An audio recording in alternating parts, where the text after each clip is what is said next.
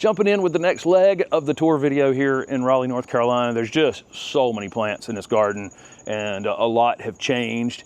And some things need control. We're doing a little bit of maintenance in the garden as we finish these videos and not doing it before, so that you can see a couple of the small things, really. I mean, I don't think we've shown anything that's taken more than 10 minutes individually, you know, to go around and prune a lantana or move something small or whatever needs to be done. This little pocket right here is a little overdone, and this camellia needs a little bit of pruning. There's a hidden hosta back here. The calla lilies have just kind of taken over a bit. Even the hemiboa out here, you know, is taken over a bit. Small things back here, big things up here. You know what I mean? Just this little pocket right here. And then as we continue with this, as we round the corner around the porch here, you'll see everything's spaced kind of perfectly. You know, this video will improve as we go. So here we go. There's a yellow calla lily in this spot, and the callas are interesting because, you know, once you get them to come back once, they are really very vigorous in the garden. That one has a really nice foliage as well. Really vibrant yellow flowers. It probably only had about 3-4 flower spikes on it this year. It'll have more next year. It'll also be bigger, and we know that about them. This camellia right here is called Bella Rouge, and it's one of the kind of lower flat growing camellias. There's quite a few of these on the market now, and I think you'll see October Magic Ruby. You've already seen October Magic White Shishi and light pink Shishi, and maybe that's it for the really low growing ones we have out here. But Bella Rouge fits that category. And you see how flat it's growing, but now it's 6 feet wide. And so I want to add a little bit of width control to this thing. So I want to come in here and take this lower branch here and one on the other side and cut them back to the plant. So it's just a hair off the ground to give a couple of other things a little bit of air movement around it. And it'll just take some of the width out, but you won't even know that I pruned it if I take this lower bottom branch out over here. There's a hemiboa on the front. This is not the most common plant. This one was, again, a lot of the plants in this garden have stories. We were talking about hemiboa down at the Mobile Botanic Garden. There's a video from that with Seth, and Seth is just, man, he's incredibly knowledgeable, and that video was mostly on camellias. And when we finished talking, we were talking about hemiboa and how much we liked it, and Seth said, wait right here, runs to the greenhouse at the Mobile Botanic Garden and comes out with one. And that's the plant we brought back from Mobile from that trip. And it sat there for a year and a half and didn't do much, and then this season it's really taken off. See that beautiful foliage on it. But we like those plants because that's, you know, our trip to the Mobile Botanic Garden, you know, sits right there in our garden here in Raleigh, North Carolina, which is kind of fun. Let's see, what else is out there that I'm missing, Steph? There's a hosta. What is that? Do you remember what hosta that is right here with the yellow calla is bent over on? It is Great Expectations. Okay, Great Expectations. We've got a little bit of damage from slugs or snails on that one. It's very newly planted, so it will come back out of the ground next year and look great. That calla lily's just kind of, you know, looks like it's cut right down the middle of it there. No big deal. The hostas are tough enough. Sometimes they take a year or so to get going, but that one will be bigger, better, fuller when it comes up next year.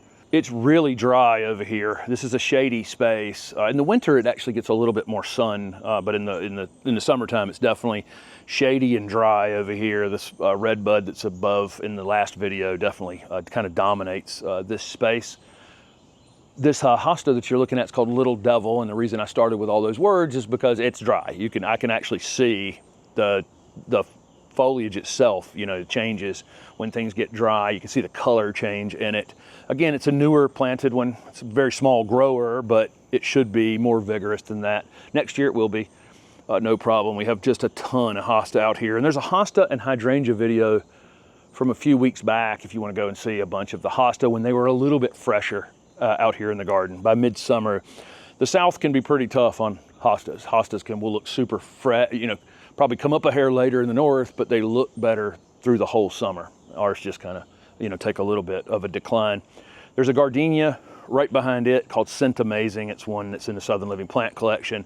Really great gardenia. The calla lily's been damaging it a bit from the back, but you can see how how nice the foliage looks on this particular gardenia. It blooms repeatedly throughout the season. It comes into full bloom in the spring, and then there's pretty much never a time where it doesn't have a single open flower on it. And I can see buds on it now. That'll put on about 2 inches of growth and then rebud and bloom again. And so that first flush all comes out at the same time, and it blooms on new growth. And then the growth from there for the rest of the season is more onesie, twosie, but the thing's always blooming. The white calla lily, which bloomed like absolute mad, happened to be still blooming during the open garden, has definitely, the summer has been taking a toll on it. You can see it laying flat, holes in the leaves. It doesn't look fresh. This is how it looked 3 weeks ago and was covered in flowers. But now it's in decline, and we've got to go in here and take out where it's expanded. It's really kind of dominating this bed a bit, and just get it back to the center right here. It does look great. And when everything is happening at the same time here in the spring, looks fantastic. But again, it needs some control. There's a tassel fern behind it. Probably will end up moving to the other side of the porch where it's a little more, got better moist conditions. But a beautiful, really beautiful fern. It's got that kind of burgundy stems on it, then real lustrous green foliage. And there's a cordyline in the back that's pretty much in storage. It was in a container for a couple of years, and we'll probably move it back to a container at some point or find some other home for it, but it's perfectly fine in the ground right there. It's kind of funny, we'll store things in the ground that we don't want to have to water over and over and over again, and then eventually move them into a permanent home at some point, or give them away or whatever. But for now, a little pop of purple color in the back of the bed. I think this is Steph's favorite hosta in the garden, and you can see why. It's an incredible variegated hosta, just really interesting colors in the variegation, from light green and kind of off-white and darker greens, all striped together in the middle of that leaf. This one's called Striptease, and we got this, we did that video with Lynn Swanson and their beautiful garden up in North Raleigh, and she was on the video. She was absolutely fantastic. We had toured the garden like the day before we filmed, and Steph had said, "Oh my gosh, I love that hosta." And sure enough, as gardeners do, you know, she sent it home with another friend a few weeks later that lives in the neighborhood here, who was up visiting her garden. And she gave us a piece of it, and here it is in the garden again, another plant with a story here. And it really is a beautiful hosta. Again, all of our hosta have finished blooming as well in your area, and more northern areas, they may just be getting started blooming. This Weigela is called Shining Sensation, and I still think it's the best purple foliage Weigela on the market. I don't think there's a better one. This one's in pretty much, I guess it'll get into the sun. I said that was shade right there, right about here. It kicks in and probably gets 4 or 5 hours of direct sun on it in the afternoon, and it could take even more than that. I've seen them in pretty much full sun, and some of these just look really rough here in the south by midsummer if they're in that much sun. But this one really holds up in the heat, blooms beautifully, really, really bright, vivid pink flowers on it, and then all the time it's flushing, it has the kind of burgundy new foliage on it. And so in this, you know, 3 or 4 weeks ago, it definitely had quite a bit more. The older leaves kind of settle into green as the season goes on. Just a great plant. I've pruned it off the path here, you know, and it's got a branch here that I'll probably, you know, take off of it. So I've done some pruning here, and I think I've taken a couple of taller branches off of it that have spiked up over time, but I can't see where I've made any of those cuts. So maybe that's not even accurate, but look how uniform it's grown here in the garden. It's just such a well-behaved, sometimes not knocking all deciduous shrubs by any stretch of the imagination, but a lot of our larger growing deciduous shrubs sometimes can have a mind of their own. They can really grow quickly. They can colonize, you know, our gardens, do, you know, lots of interesting things. This thing is not, it's still in the exact same space it was planted. It's perfectly uniform. It's not getting crazy spiky growth on it. Really kind of great for a deciduous, you know, flowering shrub. There's a butterfly bush behind it. Don't know what the variety it is. It was actually It's 20 years old or more. And I grew, gosh, I don't even know. There's probably virtually no butterfly bush that's 20 years old that I didn't grow at some point. So I likely have just lost in my memory what that particular one is, but it's a very vigorous grower. So it'll be, there's one out in the front garden we showed maybe about the 4th, 5th tour video. That one gets 10, 12 feet tall.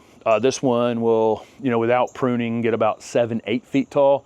And then we're gonna see a steady decline in the height of butterfly bushes as we continue this tour. We've got a group of 5 dwarf ones over by the vegetable garden that'll be in one of the future tours. The other Weigela that's next to Shining Sensation is Weigela lomansii aurea.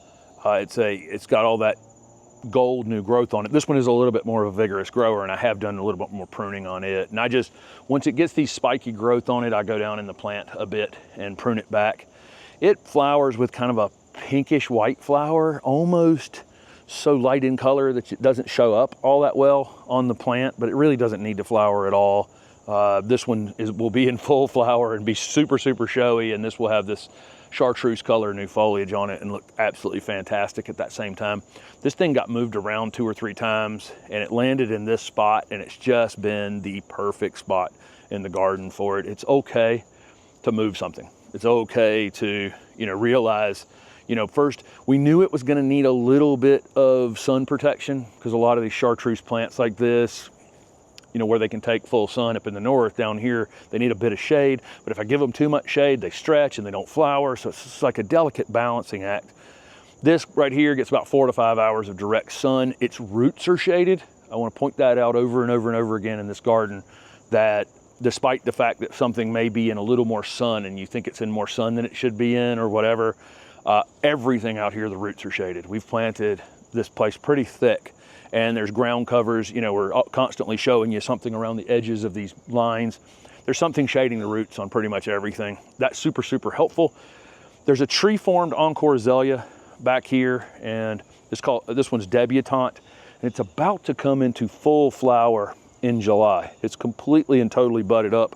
One flower open on it back here. I don't know how well you'll be able to see that. One flower open, 3 more trying to open, and a ton of flower buds on it. So this one blooms in the spring, definitely blooms full on in the fall, and occasionally during the summer we get, more often down on the Gulf where it's a little warmer, you'll get the 3 bloom times.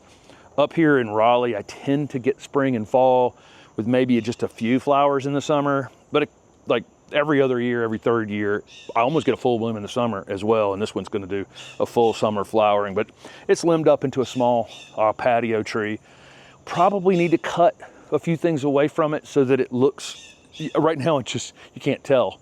It's on a you know, that it's on a single, that it's a single trunk, but we'll get that worked out where we cut a few things back on it. This is a Fatshedra. Fatshedra is a combination of hedra being ivy and fatsia. Fatsia is a shrub that has big giant leaves. So this combo ends up with kind of medium-sized leaves in comparison to English ivy or fatsia. It is not invasive, so it takes the invasive part of the English ivy away, but it still has this beautiful shaped ivy-like leaf. It doesn't attach itself to anything, so I have to put a screw here in the wall and tie it up to get it to go further up, which I kind of like. I don't want it attached to the structure itself. I don't want to have to pull it off and repaint and clean it up and sand it off and whatever else in the future. So it's a very well behaved, but it is vining. Occasionally, we'll see these planted up high and allowed to grow over a wall, and it will weep. That's the beauty of, one of the beauties of English ivy. If there was only one thing I could say positive about it, its ability to trail across the ground and vine upward. Some of our vining plants just don't really like to grow flat across the ground at all. Some of our ones that want to grow flat across the ground, we can't get to vine. And so this one will actually do both. And ivy, it gets that ability from ivy, but it's not aggressive like ivy. It's not invasive like ivy. It doesn't set viable seed like ivy. But it's an intergenous hybrid, which is interesting. Intergenous hybrids are very far apart, almost unrelated plants that somehow we can cross together. So you'll see it X Fats hedera, you'll see the X at the beginning, which means it was a intergenous hybrid. Anyway, enough words on the Fats hedera. It's beautiful. I mean, this variegation is incredible. There's a few other solid green and variegated varieties out there on the market as well. Down below that is a David viburnum. Davidii can be sometimes tough to find just the right spot for it, but when you do, it can be really great plant. Spring flowering, doesn't need to flower. The foliage on that plant is so good. I mean, it's just so good. Viburnum are such a big group of diverse plants. I mean, there's hundreds of species, at least 200 plus species of viburnum, some deciduous, some evergreen, some tree-like, some shrub-like, some woodland growers, and some fragrant and some non-fragrant. So when you're talking about, I'll frequently get questions about viburnum in general. There is kind of no in general answer to a question about viburnum. They're just it's such a diverse group of plants. They tend to be early flowering. Most of them are spring flowering, although some will also repeat bloom a little bit later in the season, and we'll see that in an upcoming video. They also tend to produce some sort of fruit that's good for the birds in the fall. So lots of those, and we'll see a few more of those as we continue this tour in the garden. This is the kind of thing we're doing after we shoot the videos. Is we've got spots in the garden where something is eating something, kind of all over the place, and I'll cut this weigela back off of this container. And when I cut something like this, and it's just a handful of little narrow pieces like this, I just go right into the plant and tuck it back up under there where nobody can see it and move on with my day. It mulches itself.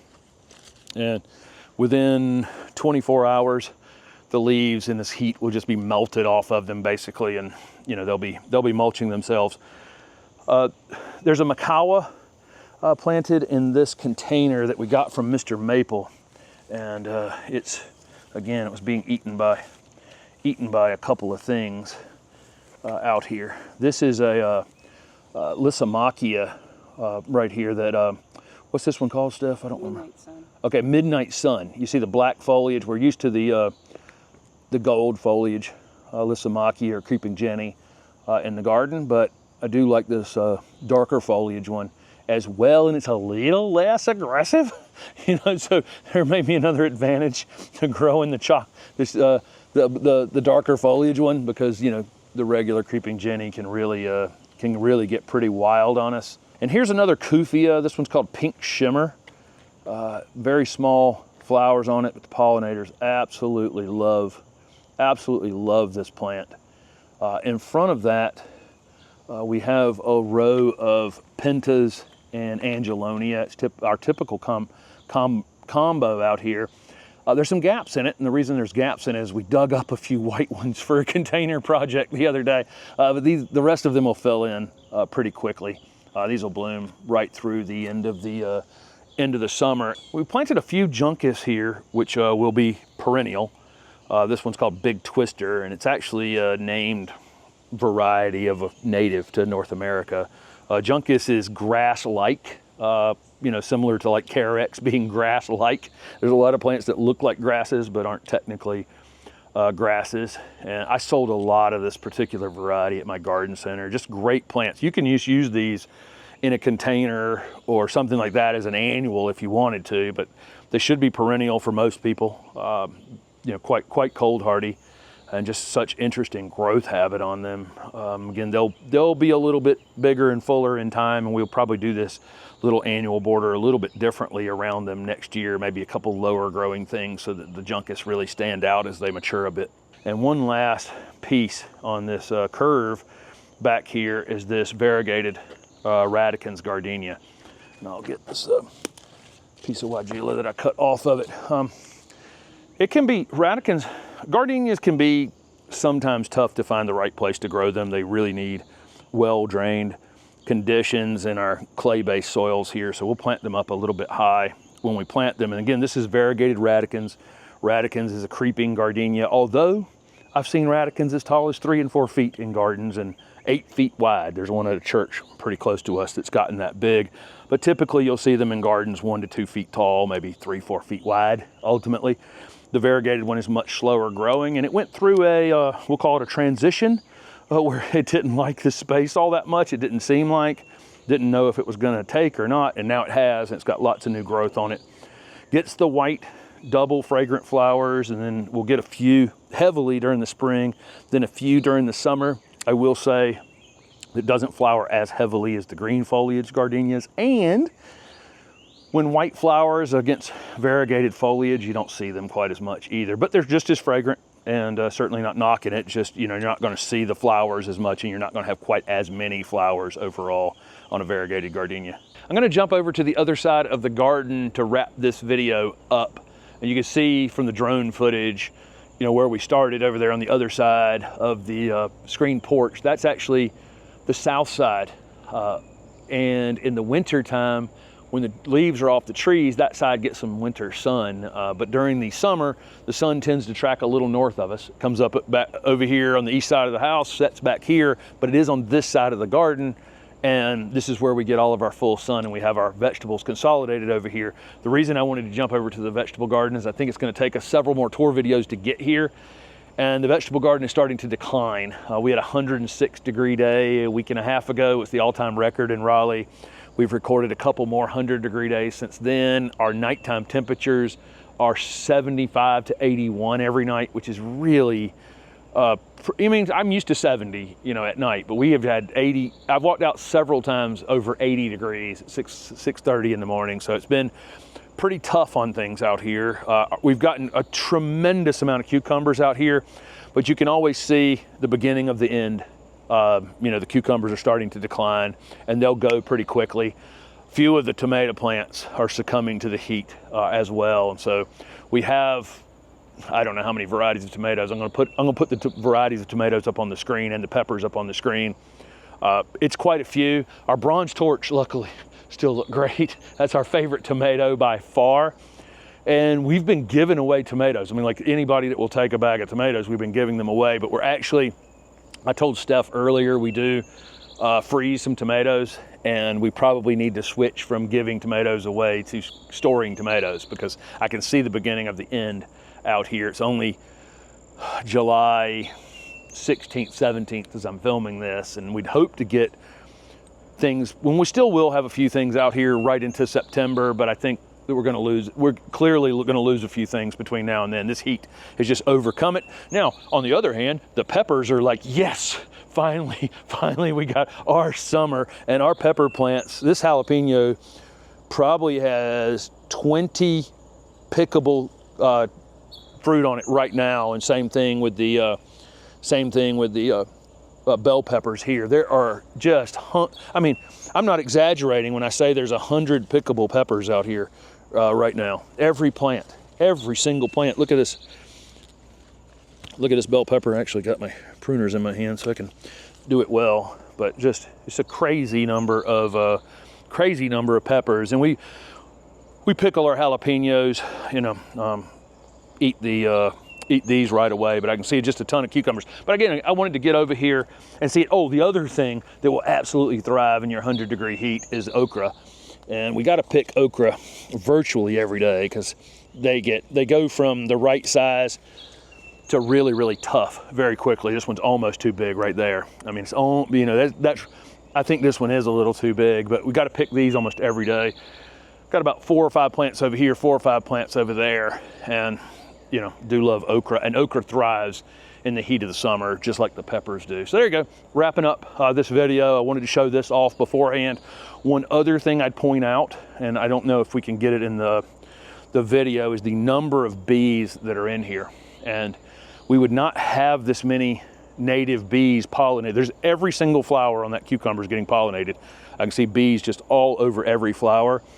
Part of the reason that every flower is getting pollinated is because beside this, we have butterfly bushes and herbs and a whole entire garden of things to lure them in. So we're not just asking that they come and pollinate this okra plant or this cucumber plant. we're giving them a whole ocean basically of things to come and enjoy here in the garden, and that kind of makes sure that our garden, our vegetable garden, everything does get pollinated. So there you go. Thanks for watching.